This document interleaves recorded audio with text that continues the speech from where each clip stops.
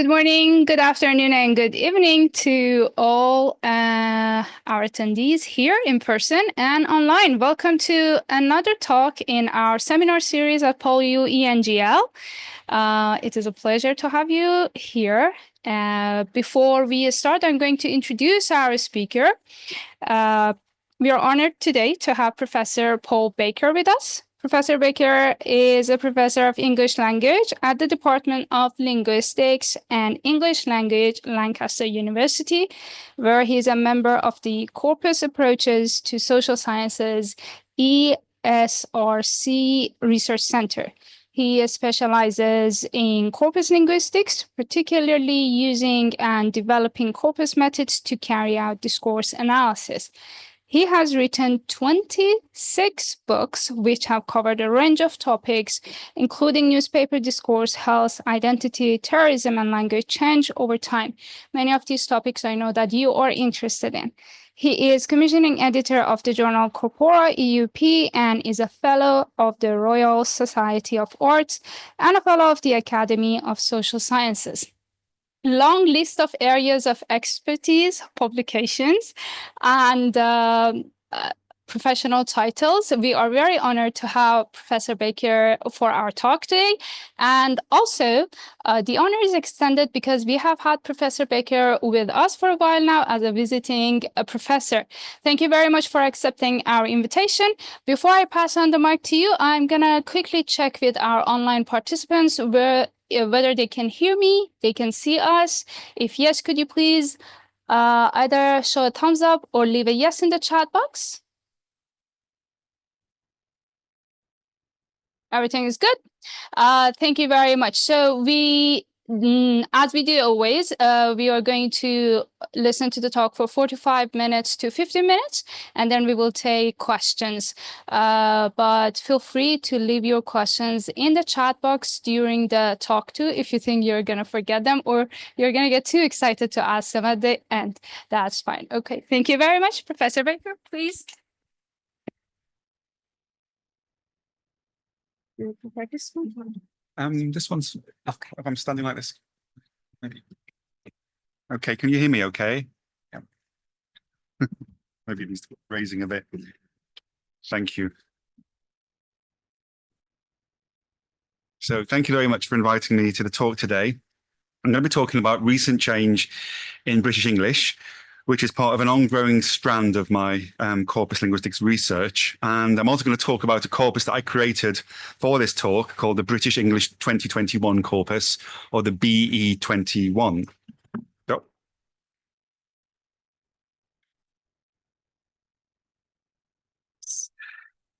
So what I'm going to talk about is actually been published as a journal article in 2023 in the International Journal of Corpus Linguistics, as the title here. The title of the talk, A Year to Remember, is deliberately provocative. You may remember the year 2021. You may not want to remember the year 2021. It was a year when many people across the world were experiencing illness or lockdown. Some of us were grieving for the loss of loved ones as well. So my question is this really a year that anyone wants to remember? And why should we build a corpus of text from this year? Another question would be, what happens when we build a corpus when there's this huge world event like COVID going on at that time? Does that sort of make the corpus just about COVID and nothing else, and does it render it useless?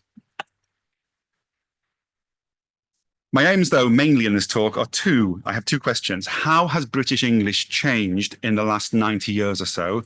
And are there any clues to maybe more recent trends based on evidence from the last 30 years?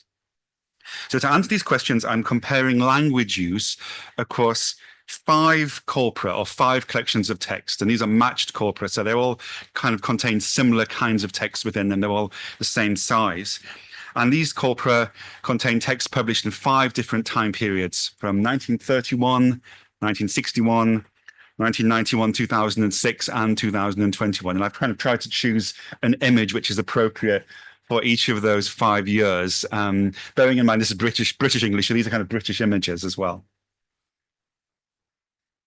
Now, examining language change for me is very interesting because it tells us a lot about how society is changing. And I'm really more interested in society than just language as an abstract concept. And over time, societies can change an awful lot in terms of their freedoms, individualism, morality, formality, equality, technology. Dozens of other aspects can all impact on how societies can change. And these changes are also going to show up in language, not just in terms of what gets said, what topics are talked about, but how it is said as well. And by looking at changes in language, we can kind of see where we've been as a society, but we can also start to make predictions about where we might be going in the future as well. But it's not an easy task to look at language change over time. There are so many different features of language. One challenge is, how do we decide which features to consider? And because there are so many, we often try to pick features that we think might be interesting to look at. But that means we potentially neglect areas where changes may be happening and may be very interesting to consider.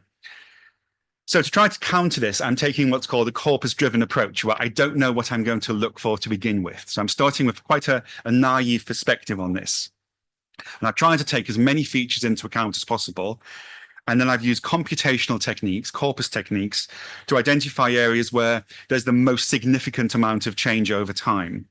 So I've started with a kind of blank slate. I don't know what I'm looking for. And then I let the results drive what I analyze. So I get computer software to help me to carry out the statistical tests and present the data visually in ways that make it easier for me to make sense of it. Although ultimately, it's up to me to make sense of that language data.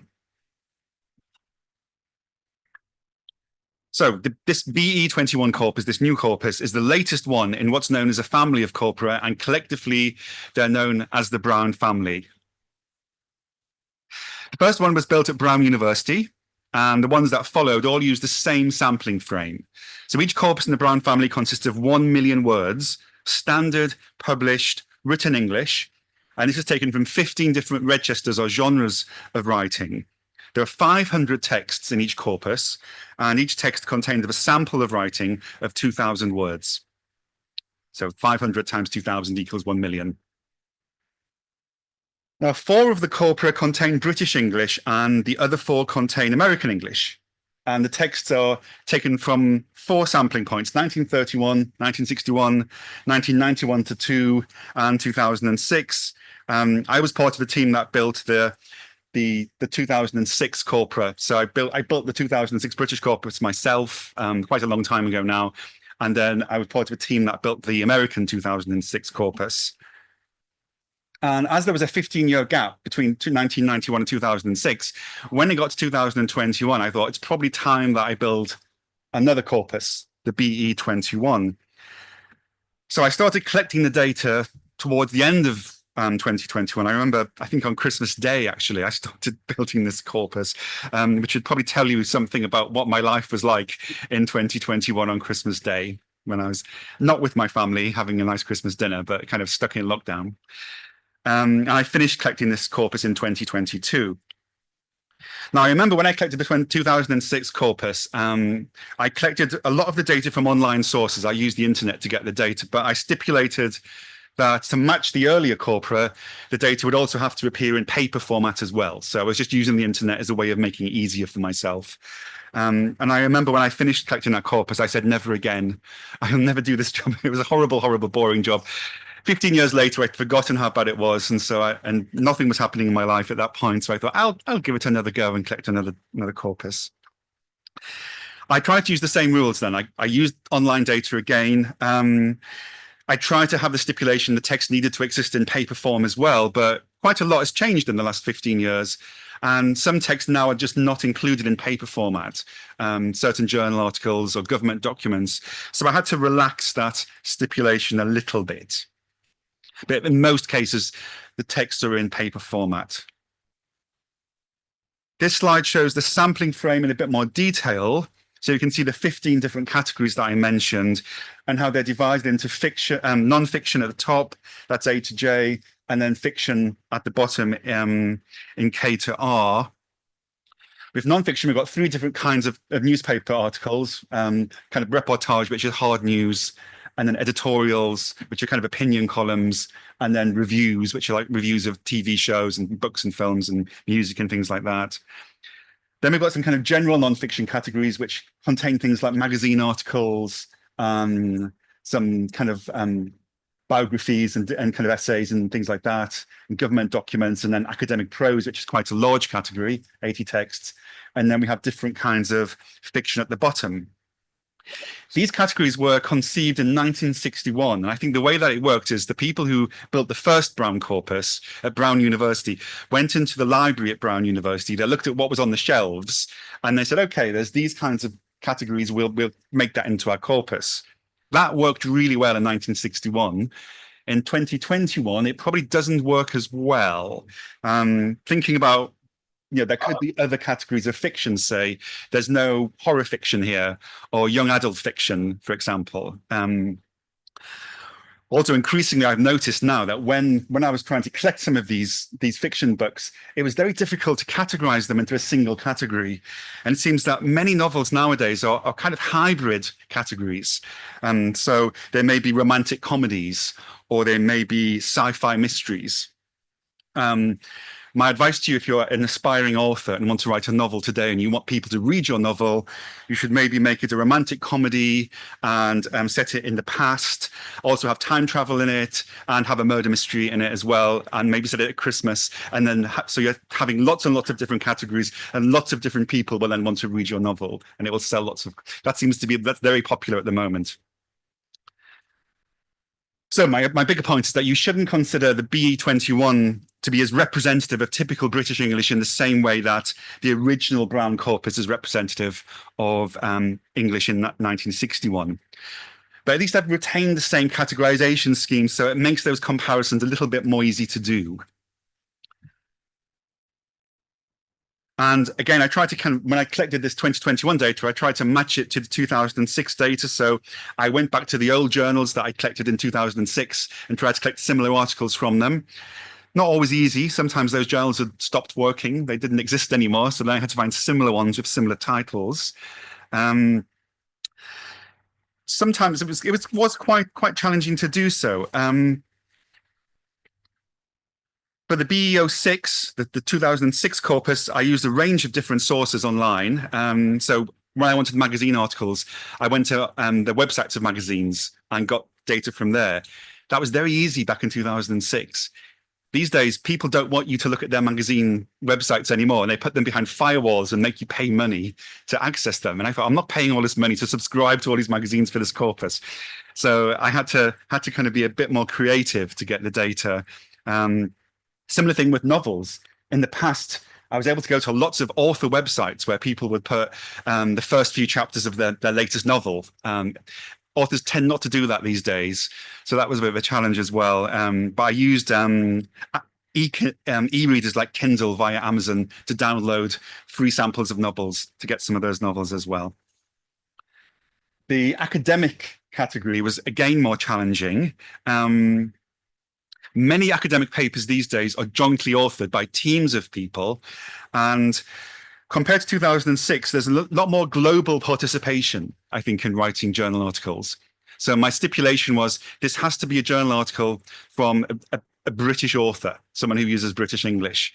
And that was quite easy to find in 2006. But in 2021, I'd have a list of maybe 7 or 8 names of people collaborating on the same journal article.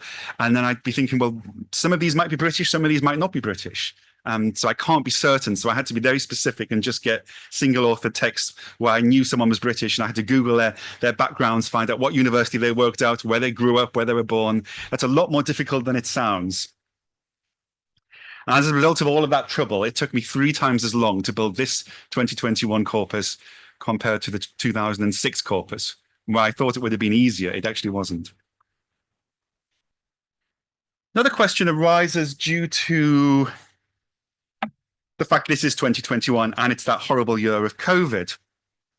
I compared the 2021 corpus against 2006 to get the keywords, and here are the top keywords: COVID, pandemic, lockdown, vaccine, Brexit, care, people, and coronavirus. So even though I was choosing texts at random, the top keyword, COVID, appears 446 times in my corpus across 114 out of 500 files. So that's 28% of my corpus files mention COVID at least once. That's a lot of COVID in my corpus. I wasn't collecting files that were about COVID. It was all at random, but they were just mentioned everywhere. With that said, though, one of the earlier corpora, the 1931 corpus, also covers a kind of international crisis. 1931 was the year of the Great Depression, both in the United States and in the UK, where lots and lots of bad things happened. There were lots of political changes, lots of unemployment as well. And so you find when you look at that corpus, there's lots of references to unemployment, for example. And again, that doesn't spoil this corpus. You can still use it to look at language change. It just means there's lots of references to kind of this global depression. But lots of other topics were talked about that year as well. And it's the same for the 2021 corpus. A lot of COVID, but a lot of other stuff too. I will give some health warnings, though, before we start. Bear in mind, these are only published standard written English texts. And most of these texts, therefore, contain what I'd say are fairly conservative, with a small c, uses of English. If we want to explore innovation in language, we shouldn't really come to this kind of corpus. We should maybe go to, say, a playground in school, in an online context like Reddit or TikTok or something like that, or maybe go to a multilingual community in a big city. That's where the kind of innovation in language is going to come from, the new words and new ways of speaking. By the time those kind of innovative uses of language have found their way into standard English, they're kind of already old hat and boring in a sense. So this is not the coal face of linguistic innovation. Secondly, 1 million words for a corpus is relatively small these days. And this means we don't have enough words in the corpus to identify change across every single word in the English language. What's best at doing is looking at high frequency words or other high frequency linguistic items. So only about 17% of the different types of words in this BE21 occur more than 10 times. Most of the words in the corpus only occur less than 10 times, so they're quite low frequency. And that limits what we can look at. And thirdly, these are, they're kind of like snapshot corpora. They take a photograph in time of 1 year and what's happening in that year. So they can only tell us about the 5 periods that they're from, and they can't tell us about what's happening in between those years. So we can plot these changes on a graph, but we must be careful to not make the assumption that we're saying that sort of something is changing like that, and it's that we have information about, say, what's happening in the years we don't have data for. So with that in mind, I'm going to give you some overviews relating to word length and sentence length and things like that. So this first graph here shows the average length of a word in each of the 9 members of the Brown family. And you can see that the red line for the British data is longer because I have 5 sampling points here.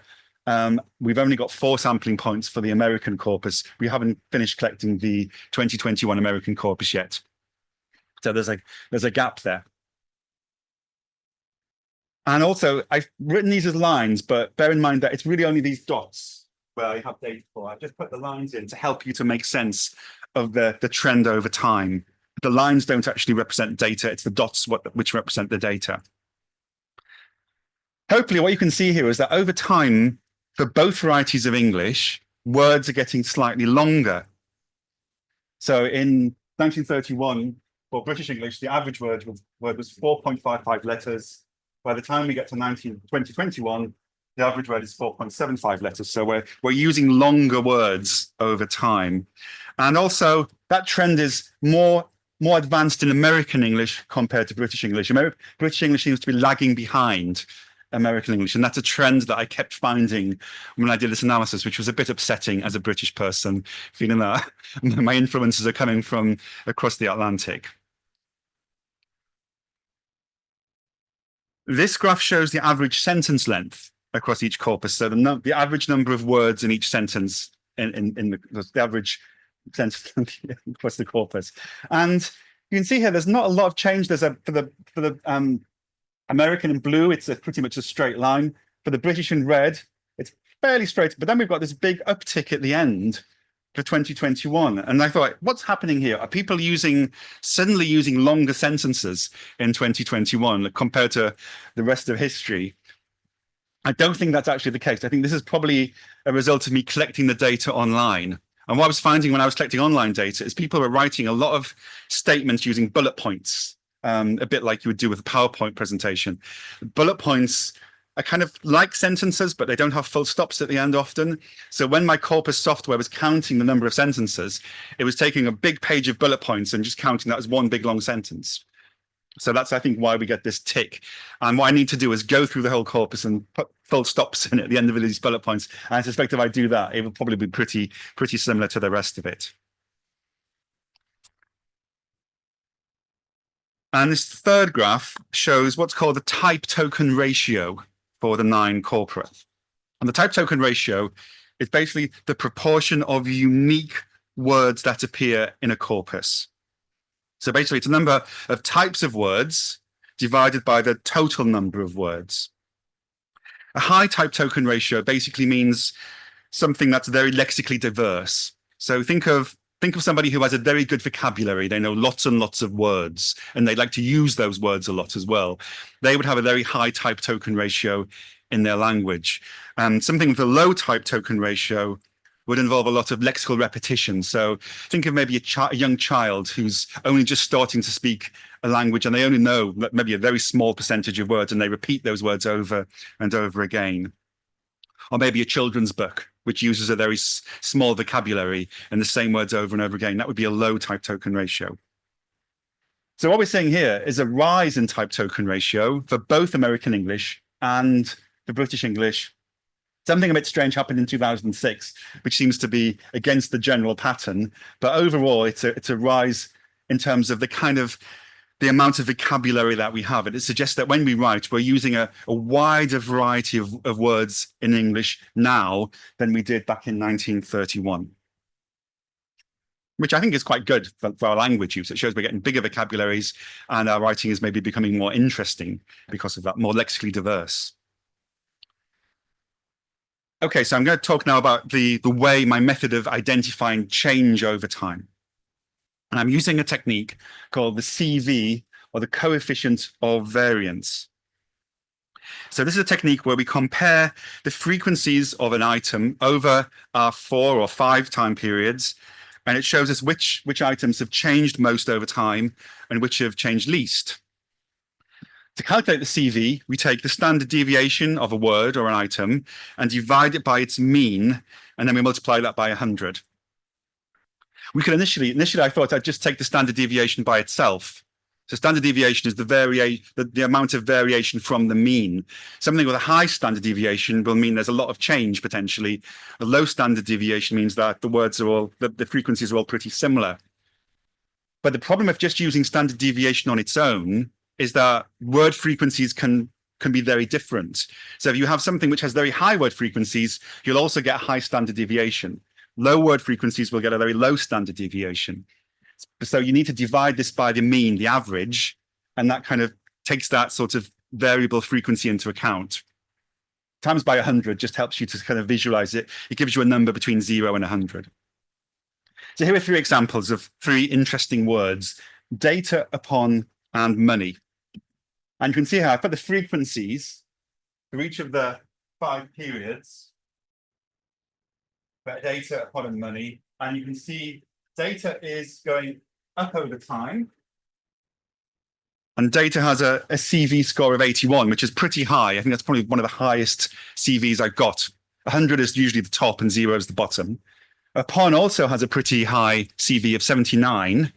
But upon is going down over time. It starts at 894 cases. By 2021, we're only using it 171 times. And the reason for this is we're tending not to use upon. We use just the word on by itself. The upon's too long, so we don't use it anymore. And then the word money, now that has a very low CV of 6. And if you look at those frequencies, they're all pretty similar, suggesting that we were just as interested in money as we were in 1931, as opposed to 2021. Money is not going away as a topic. We're always going to talk about it. And just as a kind of visual representation, these are the kind of the data points, the graphs showing those three words. You can see data is a blue line going up, upon is going down like a slide, and money is almost a straight line in the middle. So what I'm most interested in are these words or patterns which have the biggest changes over time, which have these high CV scores, which either show these big decreases or these big increases. I'm not so interested in words like money for this particular piece of analysis because it's a fairly stable word. So I want the cases of big increases and big decreases. And actually, I'm not going to look at words because there's only a few high frequency words in this corpus for me to compare. So instead, I'm going to look at part of speech tags or grammatical tags. Why would I want to do that? Well, a part of speech tag is very useful. Words can have multiple functions or meanings. A word like set can be a noun, a verb, or an adjective. So if I consider it in terms of its part of speech, I can distinguish meaning more easily. Also, if we look at tags as opposed to words, we're going to be working with high frequency data. We can collect all of the nouns together into one group. Some of those nouns may only occur once or twice. But if we put them all and say, I'm looking at all the nouns as a group, we're looking at maybe thousands and thousands of cases. And when we're looking at low frequencies, we can't really be confident that we're seeing very much change. If something occurs twice in one year and then it goes up to 4 times in another year, it's not really telling us that much. The data is just too low. But if we've got something occurring, say, 2,000 times in one year and then 5,000 times in another year, that's a lot of data, and we can start to make predictions. Also, I think if we look at grammatical tags, then it's going to maybe give us some insights we wouldn't have spotted ourselves. I think we're quite good at noticing when a new word enters our language. So the first time that I saw the word COVID, I thought, that's new. I don't like it, but I recognized it as a new word. And I think we're quite good at spotting new words. We're maybe not so good at spotting grammatical patterns in language because they're more diverse and they involve a range of different kinds of words. So we may miss them, and that's a shame. So I thought, let's look at that. It may give me some ideas I hadn't thought about. So I'm going to use a tag set called the C7 tag set. This is one we developed at Lancaster University. It consists of 18 main tags, which are given letters of the alphabet. So N is a noun, V is a verb, J is an adjective. We subdivide these into 137 smaller tags. So for all the nouns, we separate them out. We've got NN1, which is singular common noun, a word like cat or mouse. And then NN2 is plural common nouns. So that would be cats or mice, and so on. I'm not going to do this tagging myself. It would take far too long, and that'd be very, very boring. So I'm running all of these corpora through a computer program, and the computer program does the tagging for me. And this is a system called clause, constitute. Can I say that word? Constituent likelihood automatic word tagging system. And there's a piece of software called W Matrix, which would do the tagging for us. And that's created by Paul Rayson. Now, automatic tagging isn't 100% accurate. It does sometimes make mistakes. It's pretty good, though. It kind of gets about 97% accuracy. If we just looking at those major categories like noun, verb, adjective, it's about 98.5. It tends to have trouble with say, internet forum data, which can be a bit messy. But when it's kind of very tidy data with full stops and it's quite predictable and there's quite a lot of standard words in it, it tends to do much better anyway. So for this kind of data I'm looking at, which is very standard English, the tagging works really, really well. And this Excel spreadsheet here just kind of shows how I kind of derived the CV scores for each of my part of speech categories. So I used this W matrix to tag my 5 corpora, the 5 British English corpora. I get the frequencies then for the different parts of speech categories. So these are the tags here down the side, first column. These are the 5 years of data, and these are the frequencies of those tags.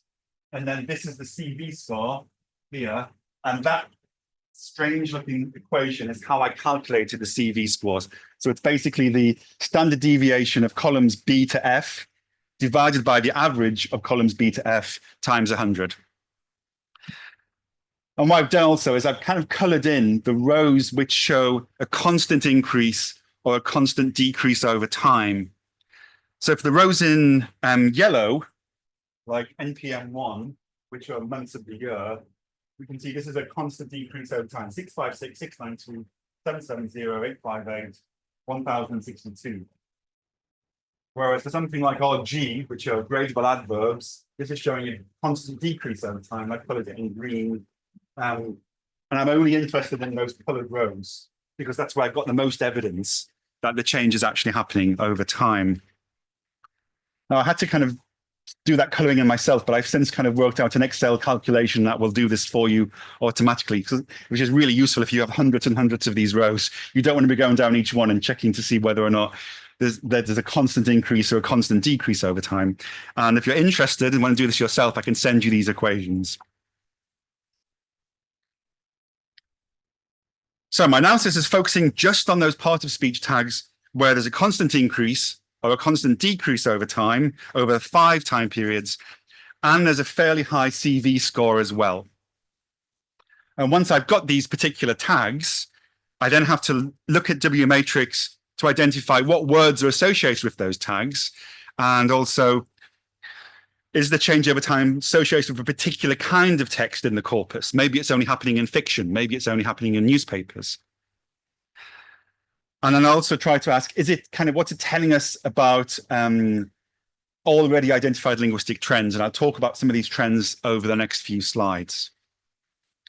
Here's a kind of a screenshot of W matrix, the tool I use to do my analysis. And it's kind of showing you how and kind of now getting the analysis more qualitative as opposed to quantitative. There is a concordance table of the tag RG, the top here, which is gradable adverb. And these are all the kind of cases of RG in the corpus, many, many more, go all the way down, 3,449 cases. You can see some of them are words like around, very, so. Some of them are longer phrases like as much as or too much. So it's a case of looking at this kind of data, trying to work out what kind of words am I seeing here? And what are these words being used to achieve in language? Why are they there? And why are they becoming less popular over time? Okay, so that's my method. Let's have some results. So of the 137 part of speech tags I've got, only 8 of them showed a constant increase over the 5 time periods I looked at. And these are the 8 things that are happening more over time. So I've got the tag here, we've got the meaning, what the tag actually means, the frequencies, and then the CV. And bear in mind, a CV of 100 means a lot of change, a CV of 0 equals hardly any change at all.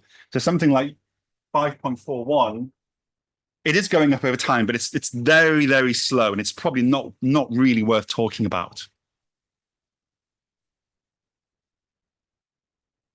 So I'm going to focus more on things at the top of my tables rather than the bottom in my analysis. So let's start off with that first tag, common noun neutral. So these are words like sheep or people. And it's not a very common tag, this. It doesn't affect many words, and it only covers a small number of words. So 5 words count for 80% of cases of NN, were the words data, staff, media, series, and people. So these are words where you don't put an S, you can't pluralize them by putting an S on them. They're not really singular or plural, they're kind of somewhere in between. And actually, when I looked in more detail, it was just one of these words where the pattern was actually happening, and that was the word people. That was showing the most change over time. And I've just put the frequencies there in brackets of the 5 different time periods. It's more than double in the last corpus compared to the first corpus. So what's happening here? Why are we referring to people more in 2021 compared to 1931? Sorry? Collectivism. That's a good answer. Yeah, a lot of collectivism. Something more specific is happening as well, though. It's using the word people to describe different kinds of people. So when I looked at the 2021 uses, I found phrases like young people, older people, people with learning disabilities, disabled people, people living with HIV, people living in care homes. And what would you say all of those kind of people have in common with each other? In some ways, they refer to people who are maybe vulnerable or in minority groups, kind of socially disadvantaged in some way. And there's a lot of mentions of these kinds of people in 2021 compared to the other sets of data. Here are a couple of examples from the corpus of how they're used in 2021. First one relates to a cafe in Newcastle to help young people with disabilities. Second one talks about how Black people are bearing the brunt of lockdown policing. So if you're Black, you're more likely to be arrested if you're outside during lockdown compared to white people. So I thought people was an interesting word because in 2021, it's relating a lot to discourse around equality and diversity. And it relates to a wider trend, which we're seeing in British English, which is called democratisation. And democratisation is where we use language to be more fair and inclusive towards people. And that's a trend I'll come back to a bit later on.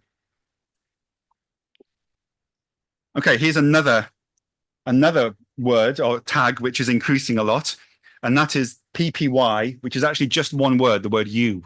So it's a second person pronoun, this tag. And we can see the graph here, it's increased over time, especially since 1991. It's gone up since 1991 quite a lot. Okay. Now, this word could occur in fiction. It could occur when people are talking to each other in reported speech. So, John says to Mary, "What are you doing?" Things like that. But what I was tending to see was that it was used more in non-fictional cases like news reports or government documents or magazine articles. And it was kind of used in a more kind of colloquial, informal style of writing, where the writer appears to be directly addressing the author. So look at this example here. This is from a magazine article, and it says, "A pair of embroidery scissors or snips is great for cutting loose thread ends, so keep them next to you as you sew." So it's kind of advising the person reading this article about how to kind of cut when they're making a kind of a dress or something like that, how to cut the material for the dress. We're also seeing more cases of you being used as a generic pronoun, as in the second example here. So we've got, this is from a news article, and it says, "One onlooker said you could clearly see the flak jacket or bulletproof vest as he got out of the car." Now that "you" is quite interesting. It's a kind of witness statement. Now you could replace the word "you" here with "I." The onlooker could have said, "I could clearly see the flak jacket or bulletproof vest," but he didn't say "I," he said "you." And there's a kind of that kind of frames what he's saying in an interesting way. It makes it more generalizable when he says the word "you," as opposed to it just being about his experience. So that's a kind of shift, I think, in kind of perspective when we use the word "you" in this way. So I think these cases of "you" are kind of techniques to kind of draw the reader into the text and suggest a kind of equivalence between the author, or a relationship between the author and the reader.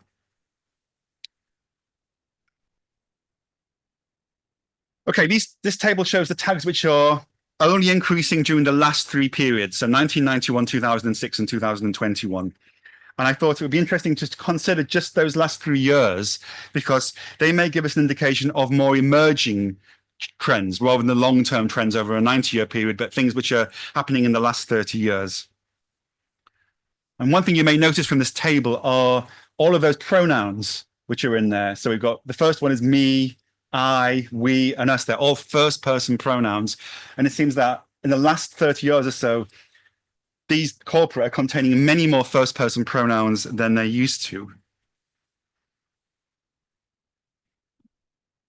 This chart here shows trends for first-person, second-person, and third-person pronouns over the 5 time periods. You can see that the third-person pronouns have actually decreased over time quite a bit. Second-person one's gone up a little bit towards the end, but not so much. But then look at the blue line for first-person, and you've got that big tick after 1991, where we're using a lot more first-person pronoun in our language than we used to. So this again suggests a kind of colloquialisation of British English. We're writing in our own voice. We're using words like I and me and myself and my much more than we're used to in the past, and we're using that to directly address an audience. But it's not something which is happening equally across all different genres of writing. So this graph shows the frequencies of the first person pronouns for the 4 different types of data in the corpora. We've got fiction, general prose, news, and academic. And you can see there are quite some different patterns here. So with academic, in the yellow, it's kind of flatlining. And you probably maybe, as a kind of academic yourself, you may have heard the advice, don't use first person pronouns when you write your essays or your journal articles. You probably don't come across them that often. I'd say, as someone who does write, I think it's okay to use I in a journal article. You maybe want to use it in the introduction or the conclusion, but generally it's something we don't tend to do that much. With fiction, we use a lot of first-person pronouns, but it's a kind of not really much of a change. There's a bit of a dip in 2006, then an increase in 2021. News seems to be a case where there's a big change since 1991, so a green uptick. General prose is an interesting one. There's a decrease and then a big increase from 1991 to 2021. And what I find part of the reason for this was that when I was collecting the general prose, one of the categories is called biographies. And I was finding it increasingly difficult to find biographies in the later periods because many people were writing autobiographies as opposed to biographies. And when you write an autobiography, you use the word I. So that's a big change to do with the kinds of biographies that have been published in the present as opposed to maybe 90 years ago. Much more likely to see an autobiography written now than a biography.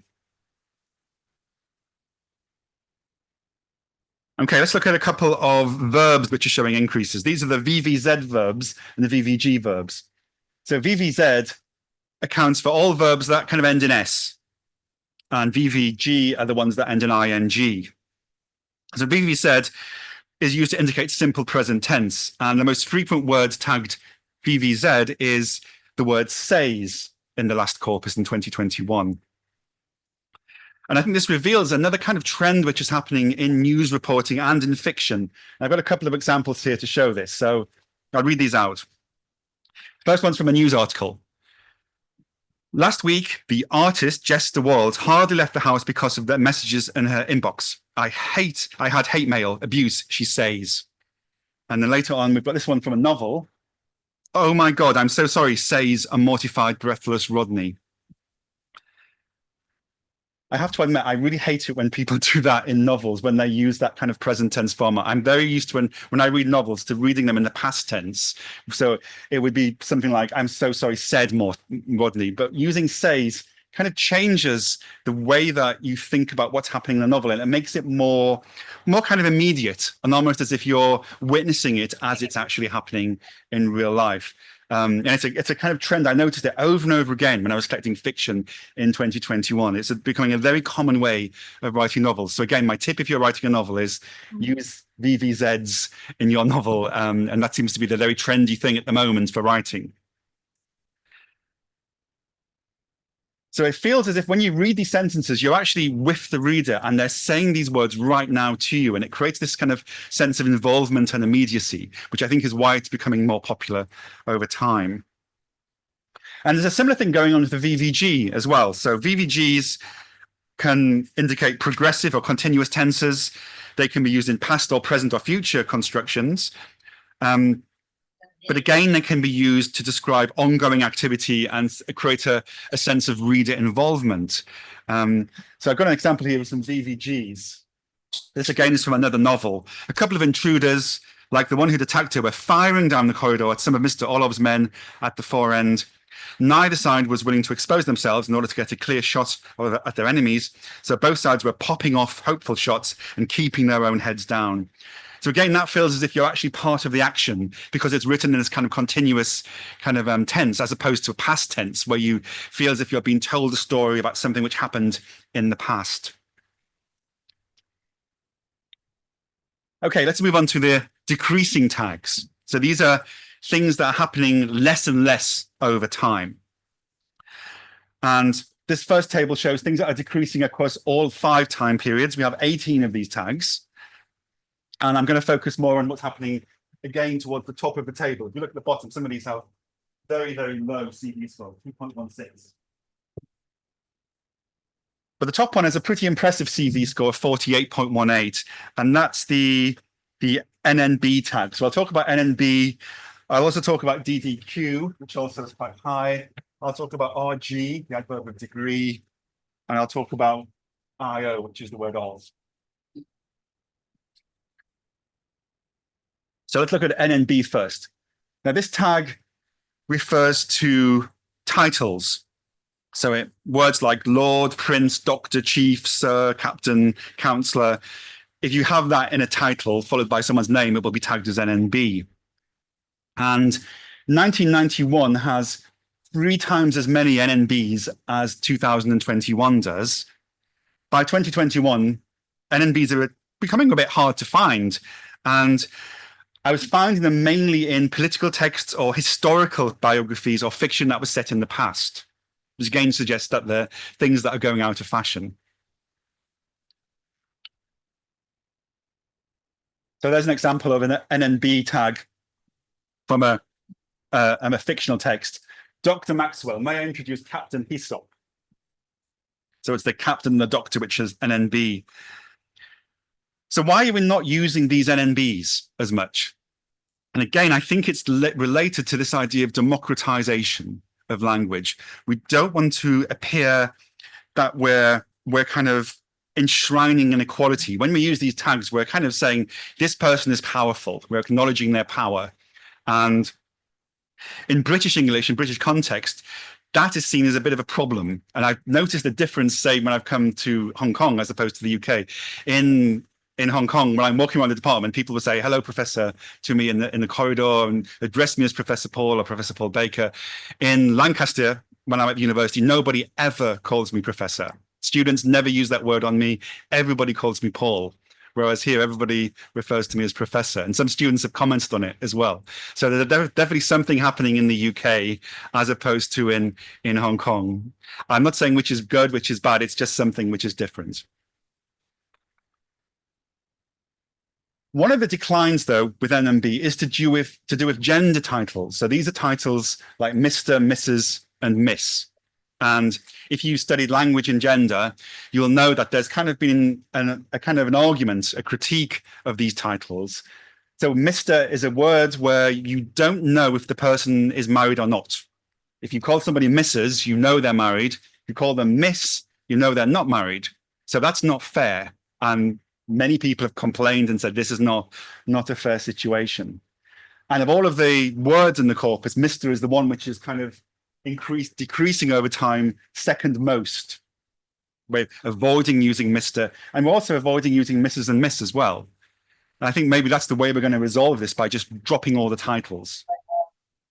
There was one suggestion at one point that we could replace Mrs. and Miss with Ms, MS. But actually, that's quite a rare word in all the corpora. It only occurs 30 times in 2006 and 54 times in 2011. So it's an increase, but the main pattern is that people are just dropping the gender titles altogether. That's the solution to solve the inequality. Just don't say them.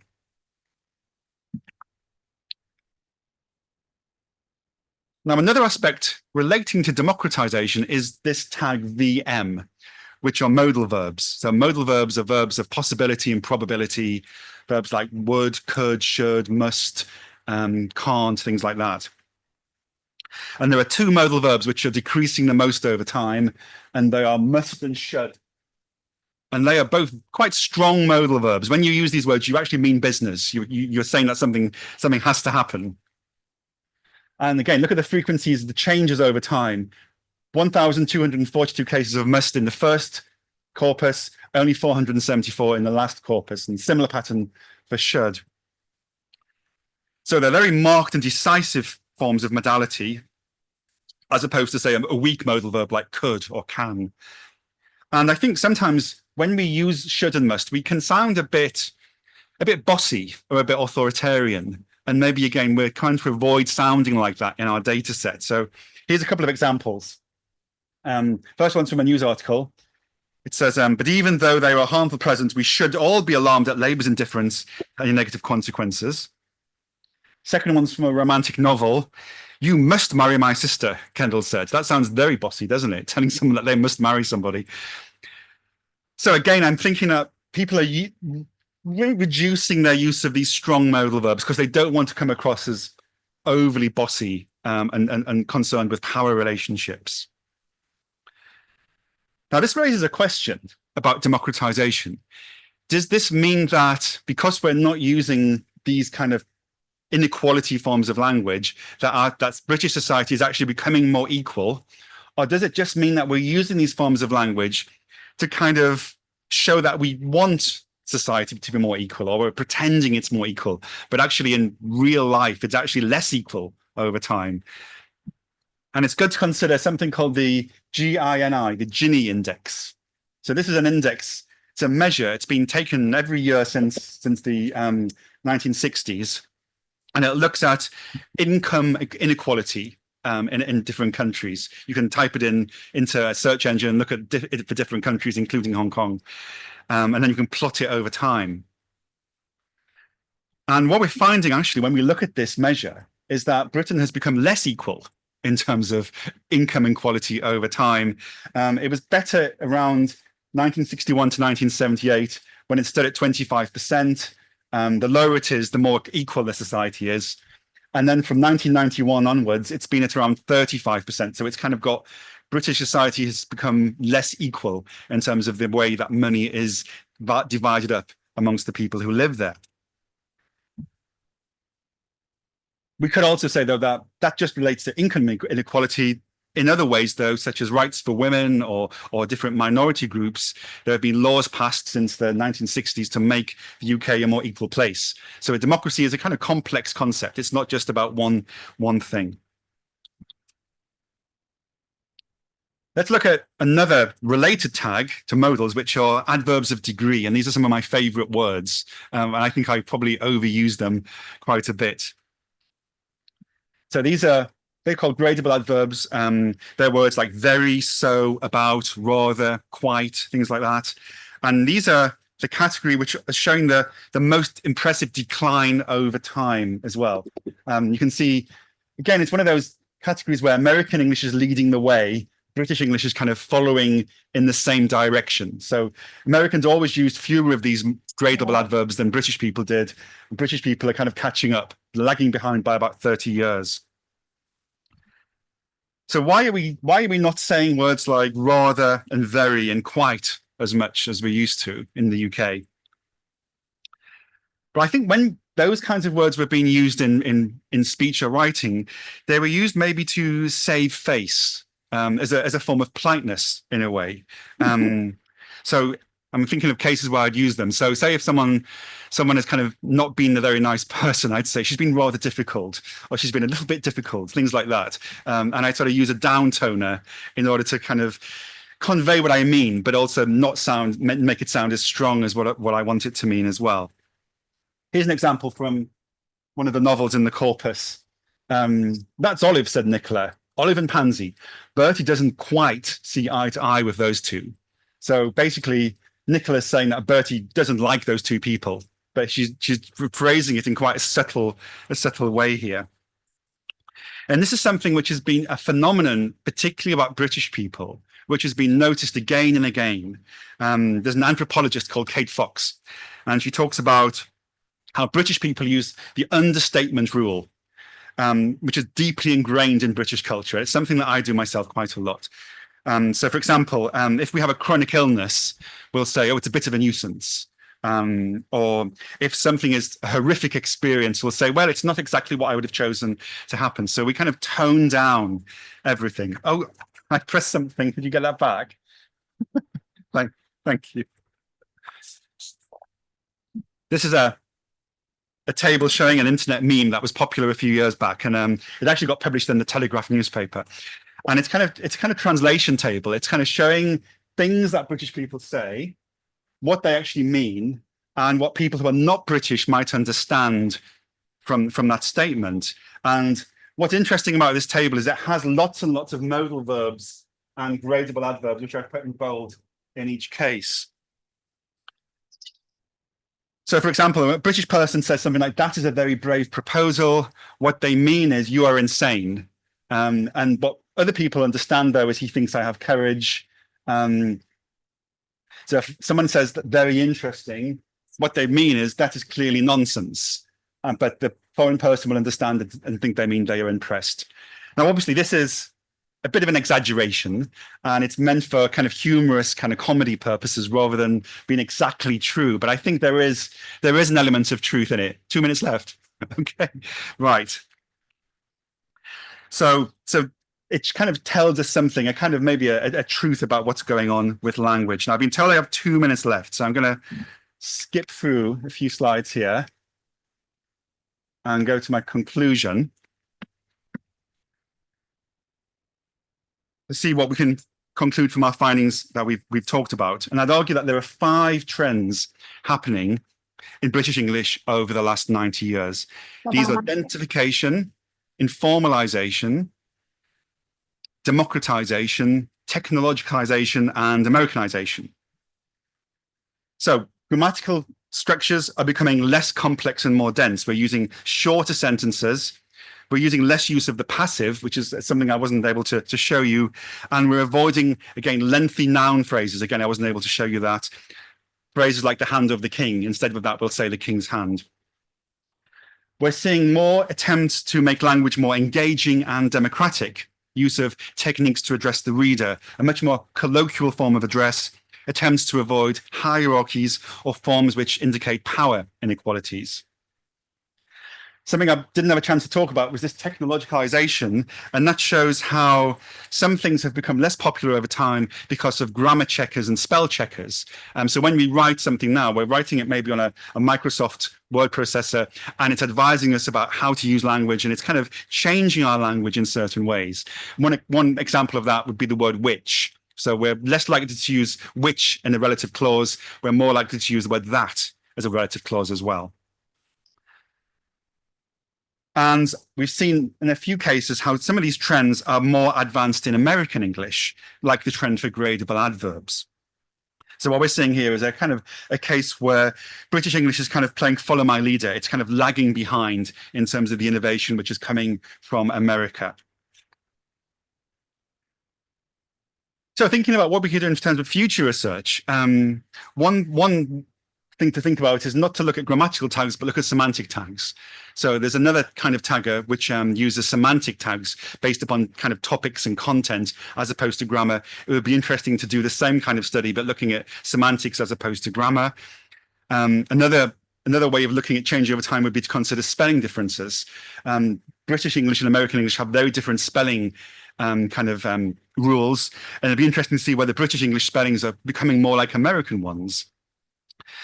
Another, I think, very interesting thing to do would be to do this kind of study looking at other varieties of English around the world.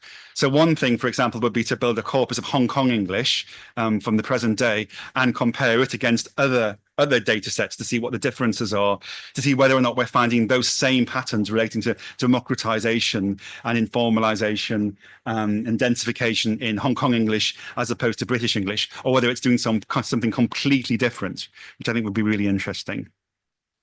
All of the corpora that I've mentioned that I've used are available online on a tool called CQP Web, which you can find online, and you can get a free account there to play with that data yourself. So that's something I'd recommend if you want to maybe follow up on this or play with this data sets.